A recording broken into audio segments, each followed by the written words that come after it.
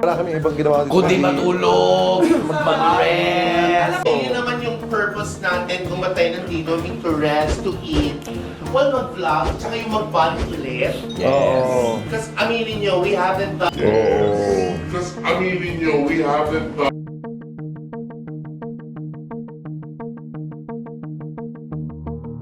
Mainit na pinag-uusapan ngayon sa social media ang latest vlog ng Bex Battalion kasama ang Bex Friends, si Divine Tetay at iba pa nilang mga kaibigan.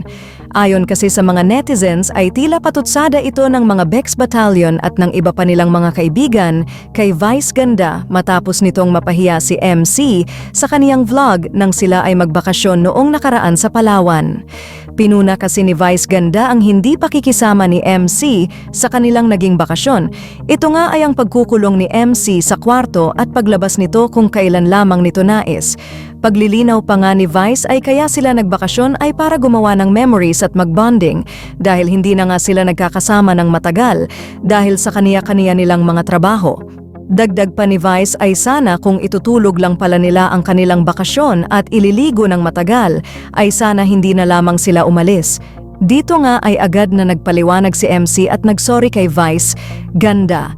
Ayon kay MC, "Sorry naman talaga, hindi kaninang umaga nagchat naman ako sa'yo sa totoo lang lagi kong gustong ipakita yung best ko sa'yo pagkasama kita, pero bakit sa amin lahat ako ang madalas mong napapagalitan?" Matapos nga ang vlog na ito ni Vice at ang nasabing bakasyon nilang magkakaibigan ay hindi na nga muling napanood sina MC at Lassie sa noontime show na It's Showtime.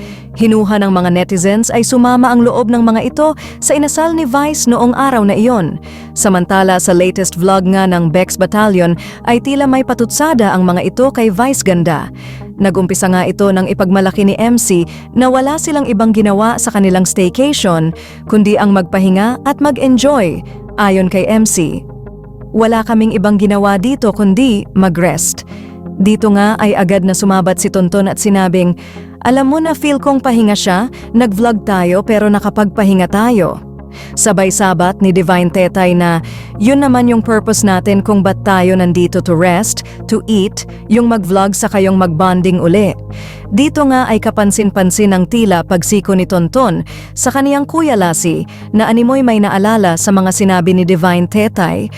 Matapos nga nito ay agad na nakumpirma ng mga netizens na totoo ngang hindi na pumapasok sa It's Showtime sina MC at Lassie dahil sumama talaga ang mga loob nito sa inasal ng kanilang kaibigan na si Vice Ganda.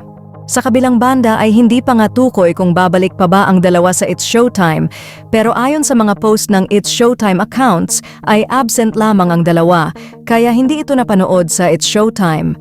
Hiling naman ng mga tagahanga ng tatlo na sana ay magkaayos na ang tatlo nang sa gayon ay makapanood na silang muli ng sagad-sagaran na nakakatawang baragulan ng mga ito.